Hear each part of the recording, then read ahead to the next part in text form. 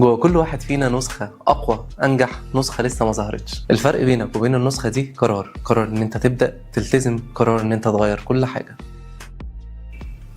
أنا محمد أشرف، مدرب معتمد، وهساعدك إن أنت توصل لهدفك بخطة تدريبية معينة، بخطة تغذية مخصوصة ليك، وهمشي معاك خطوة بخطوة أونلاين لحد ما توصل لحلمك. خلي هدفك حقيقي وابدأ الرحلة. مشاهدينا الكرام، أهلا بيكم في حلقة جديدة من برنامج الرياضة والتغذية.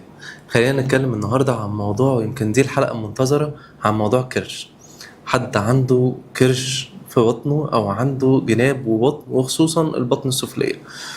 مش شرط تكون واحد ما بتلعبش رياضة عشان يطلع لك كرش. بالعكس، ده انت ممكن تكون رياضي وبتروح الجيم وبتمارس حياتك اليومية بشكل صحي وبرضه يطلع لك كرش. فأسباب الكرش مش بس الخمول، ولكن حاجات تانية كتير. تابع بقى معايا حلقة وخلينا نعرف مع بعض ايه أسباب الكرش وازاي تخلص منه. مبدئيا كده، ايه أول حاجة أو أهم حاجة مسؤولة عن الكرش أو دهون البطن؟ هي زيادة السعرات الحرارية. انا بدخل جسمي سعرات حراريه اكبر من الطبيعي او اكبر من اللي جسمك محتاجه. يعني انت مثلا واحد جسمك محتاج 1900 سعر حراري في اليوم، انت بتدخل لي 2400 او 3000. ف 3000 ده رقم كبير. احنا كل 7700 سعر بنزيد كيلو دهون.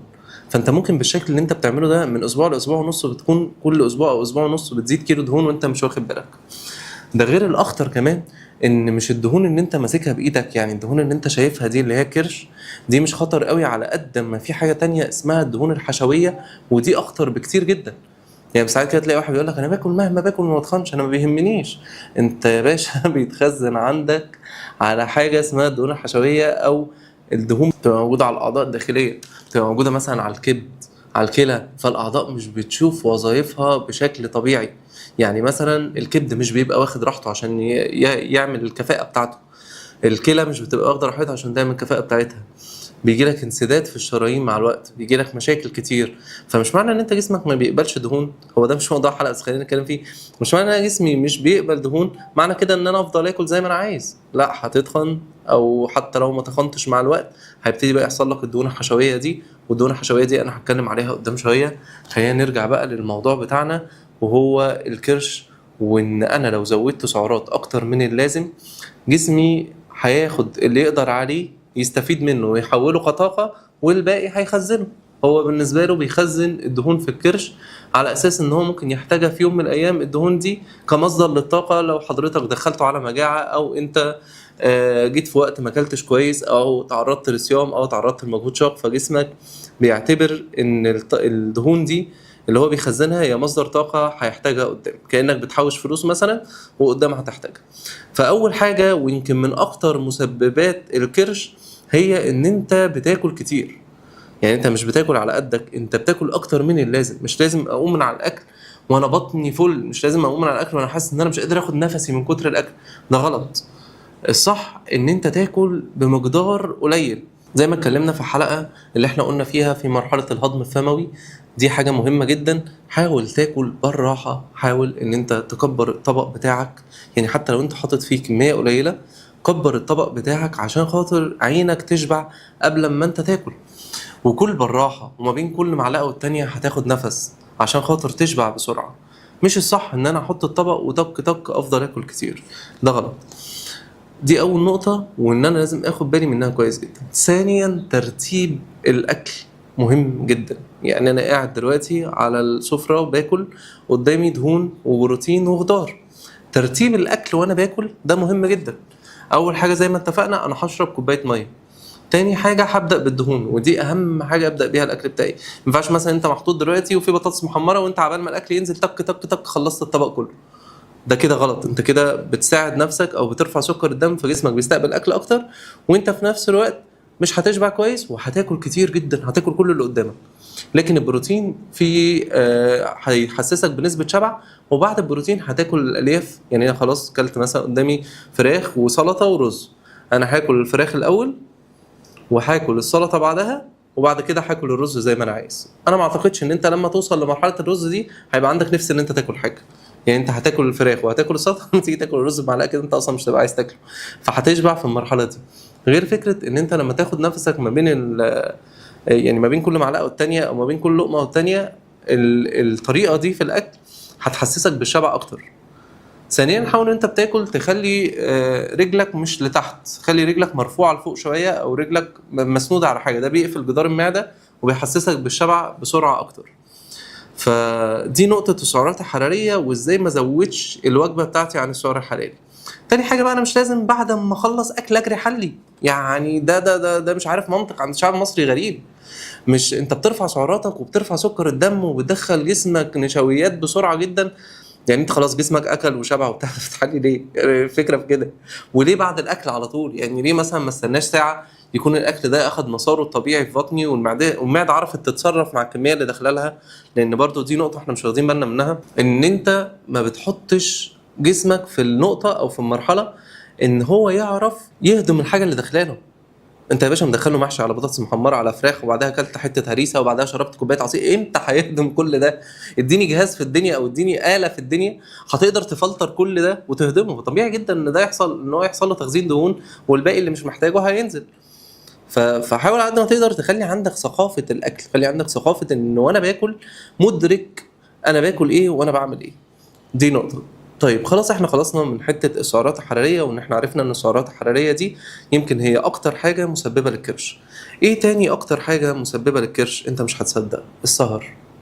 لو انت بتسهر ومش بتنام كويس، انت ربنا خلقك الطبيعي بتاعنا ان انت الصبح بتحرق وبالليل بتبني، دي البنية اللي ربنا خلقك بيها. لو انت اشتريت تلفزيون والتلفزيون ده مكتوب عليه في البروشور كده ان التلفزيون ده بيشتغل 12 ساعة وبيريح 12 ساعة، هل انت فزلوكة هتروح جاي مشغله 24 ساعة؟ ما هيتحرق منك ويبوظ، اكيد هيبوظ، اكيد هيحصل له حاجة.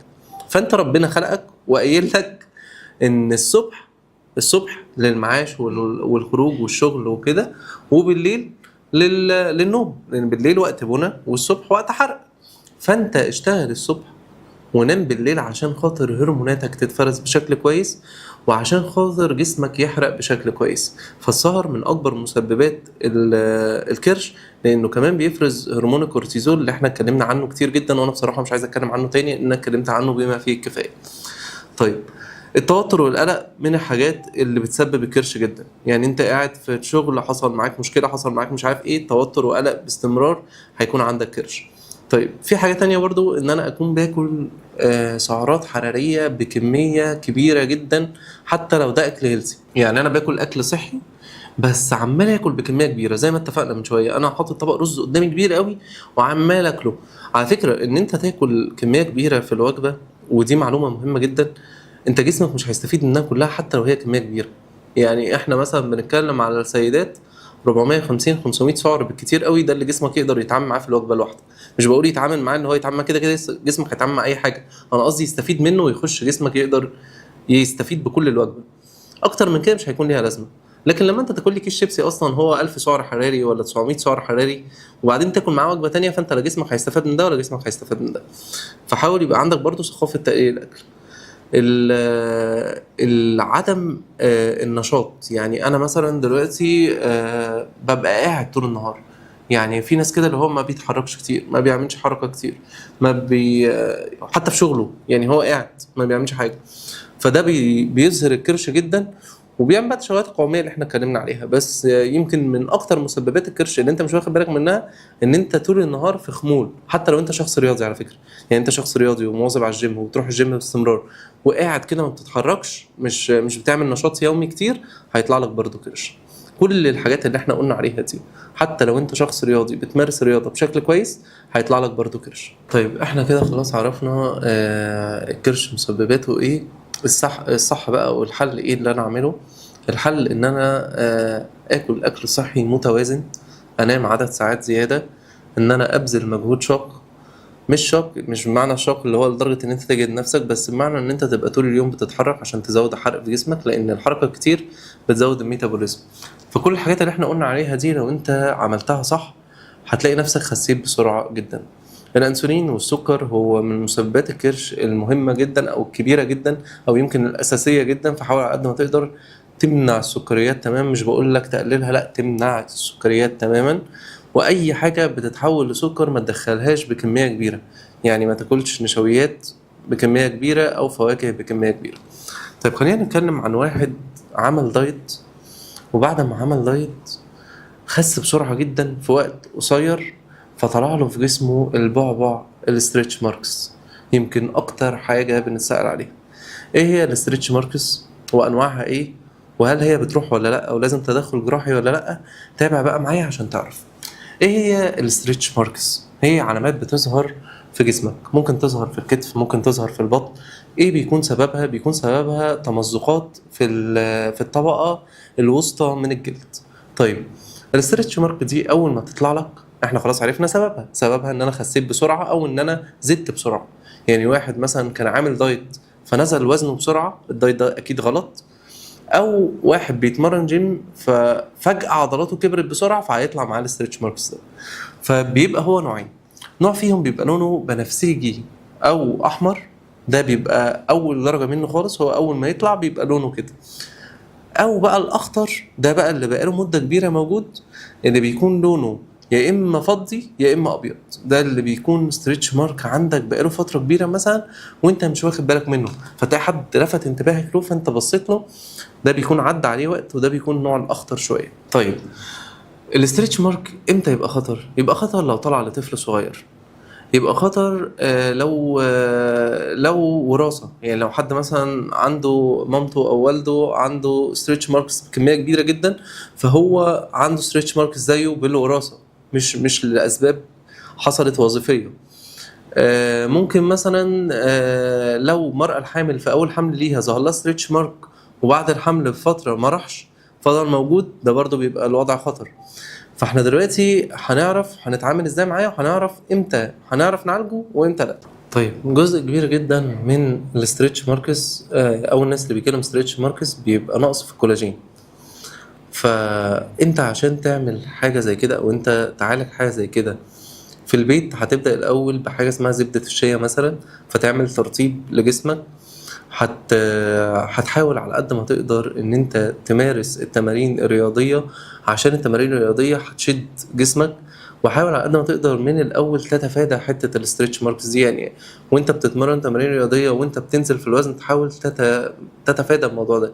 يعني تنزل في الوزن نزول بطيء، تعمل تمرينات رياضية مع الدايت اللي انت بتعمله من نص كيلو لكيلو في الاسبوع، ده كويس جدا. اكتر من كده هتكون مشكلة كبيرة جدا. الاستريتش ماركس للاسف هي بتحتاج ادويه او كريمات بشكل معين، احنا مش هنقدر نقول عنها لان هي تعتبر اعلان. ولكن هي في الاول خالص في المرحله اللي هي الاحمر والبنفسجي ده اللي انا اقدر اقوله لك، هتقدر تعالجها، الموضوع هيكون بسيط شويه وتقدر تتعالج. فالمرحله اللي لونها ابيض او فضي فدي مرحله متقدمه شويه، ولو طولت معاك شويه انت هتروح تكشف عند الدكتور، والدكتور وقتها هيقول لك اذا كانت محتاجه عمليه ولا هي كده هتقدر تتعالج مثلا بشويه كريمات او بشويه حاجات تقدر تعملها في البيت. خلاص احنا كده عرفنا الاستريتش ماركس وازاي اتعامل معاها. ولو حد عنده اي سؤال احنا بنسيب ارقامنا على الشاشه باستمرار، كلمني على الواتساب او كلمني فون، ان شاء الله اجاوبك على استفسارك.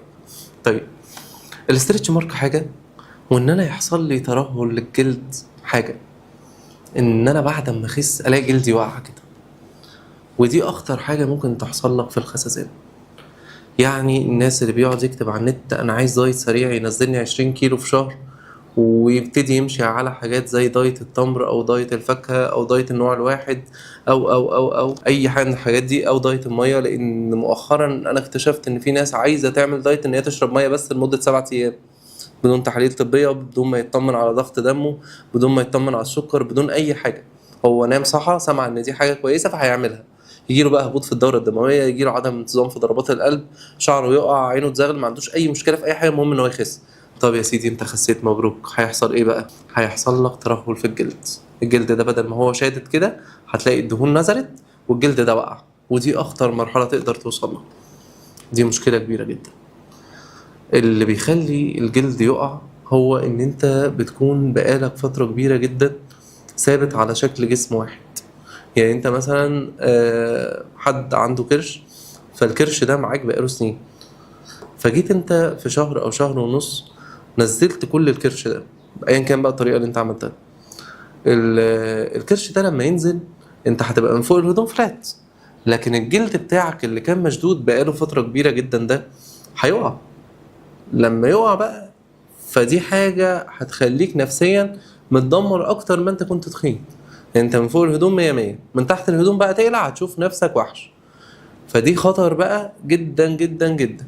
طيب انا لو وصلت للمرحله دي مفيش فيها اي علاج، لازم تروح لدكتور، والدكتور ده هيقول لك انت هتعمل ايه لو الموضوع مأثر على نفسيتك ومأثر على جسمك بشكل مبالغ فيه. انت مثلا بتقف قدام مراية خلاص مش لاقي حل للموضوع، للأسف الشديد أنا مش هقدر أديك كريمات، أو أي حد في الدنيا يقدر يديك كريمات تلم الموضوع، لأن الموضوع كده هو وصل لمرحلة خطر، فلازم دكتور يشيل الجلد الزيادة.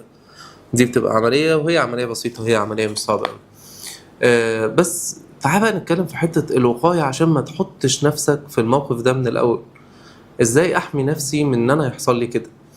إن أنا أنزل في الوزن بطريقة بسيطة، يعني أنزل في الوزن زي ما قلنا من نص كيلو لكيلو في الأسبوع. إن أنا أدلك بطني بزيوت فيها كولاجين، أو إن أنا أعمل زي زبدة الشيا زي ما إحنا قلنا في شاي اسمه شاي الكولاجين. في حاجات كتير جدا زي تمرينات البلانك والتمرينات اللي فيها ثبات والتمرينات اللي انا بعملها باستمرار في الجيم، دي بتمنع الموضوع ده. واخيرا حاول على قد ما تقدر تخليك منطقي في طريقة تفكيرك، ان الدهون دي اخدت وقت كبير جدا عشان تطلع، فمش منطقي جدا ان حاجة انا ببني فيها بقالي سنين حاجة هدها في دقيقة. ده مش منطقي. المنطقي ان انا الدهون دي اخدت وقت عشان تبني، فانا هديها وقتها عشان تنزل. ده المنطقي. خليك بتفكر في الموضوع بالشكل ده. وقبل ما تهتم انت تخس 20 كيلو 30 كيلو في شهر، اهتم بصحتك قبل اي حاجة. خلاص يا حبيبي، انت الناس عارفينك بالشكل ده، مش هتبهرهم يعني خلاص. هم طبعا انا الناس عارفيني تخين، خلاص الناس حافظيني تخين، فلما اجي في الفرح اخس ما عملتش اي انجاز غير ان انا اذيت نفسي ودمرت نفسي. انت ممكن ما تلحقش تحضر الفرح بعد شهر عليك من اللي انت هتعمله في نفسك عشان تنزل في الوزن.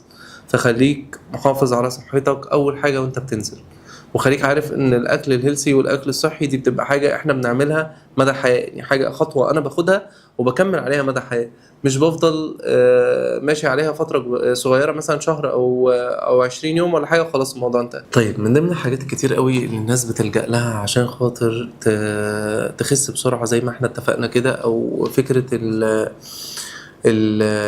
الجنون بفكرة ان انا اخس بسرعة دي، ان هو يعمل عملية تكميم. طيب هل فكرة عملية التكميم دي صح ولا غلط؟ هل ليها آثار جانبية ولا آثار سلبية؟ ده اللي احنا هنشوفه مع بعض. طيب ايه هي عملية التكميم؟ عملية التكميم ان انا معدتي مثلا عاملة شبه البالونة، فالبالونة دي انا بصغر حجمها، او بمعنى اصح بقص منها حتة. طيب ايه السبب ان انا بعمل كده، او ليه انا بعمل كده؟ انا بعمل كده عشان خاطر ما احسش بشهية ناحية الاكل، لان زي ما اتكلمنا في اول الحلقة انت اكثر حاجة بتخنك ان انت بتاكل كتير. ففكرة ان انت تقص جزء من المعدة او تعمل عملية تكميم معدة، فانت صغرت معدتك، فانت اصلا مش هيكون ليك نفس ولا هيكون عندك معدة تاكل الاكل الكتير ده. انت هتاكل على قد الوجبة اللي انت هتاكلها بالظبط، او هتاكل كمية صغيرة خالص. دي فكرة العملية باختصار. طيب انا ممكن احس مثلا ان انا عندي عدم فقدان او فقدان الشهية بعد الموضوع ده قد ايه مثلا؟ لا، بنسبة كبيرة. يعني هل العملية دي هتأثر معايا بالإيجاب ولا بالسلب؟ هي العملية دي ليها جانب إيجابي حلو جدا، إن هي فعلا هتخسسك وهتنزلك. طيب إحنا عايزين نعرف عملية التكميم دي مين اللي محتاجها، أو إزاي أعرف إن أنا محتاج عملية تكميم. ما يبقاش أنا وزني 70-80 كيلو وأروح أعمل عملية تكميم معدة، لا كده غلط جدا، غلط جدا جدا، لأن هي في الآخر عملية زي ما اتفقنا. طيب انا هشوف البي ام ار بتاعي لو وصل ل 40 او 35، وقتها ممكن اعمل عمليه تكميم معده. طيب انا ممكن اكون واحد وزني زايد جدا جدا جدا، والدكتور طلب مني ان انا اخس عشان وزني ده اثر على مفاصلي. وركز معايا في الحته دي، انا دلوقتي حد وزني كبير جدا، فركبتي بدات توجعني، ظهري بدا يوجعني. الحاجات دي خلاص انا رحت للدكتور عشان ركبتي بتوجعني او ظهري بيوجعني، فالدكتور قال لي انت لازم تخس بسرعه جدا عشان خاطر جسمك بدأ يتأثر من الوزن الزيادة. وقتها ممكن ألجأ لعملية التكميم. حد عنده مقاومة أنسولين ممكن يلجأ لعملية التكميم. فعمليات التكميم دي هي ضرورية للناس ومش ضرورية للناس، يعني ما تاخدش الموضوع رفاهية وما تحسش ان الموضوع سهل. طيب ايه الفوائد اللي انا ممكن اجنيها من العملية دي؟ الفوائد اللي ممكن تحصل من العملية دي ان انت تنزل في الوزن من 60 ل 70%. ان انت شهيتك تتقفل خالص، ان انت ميبقاش ليك نفس للاكل.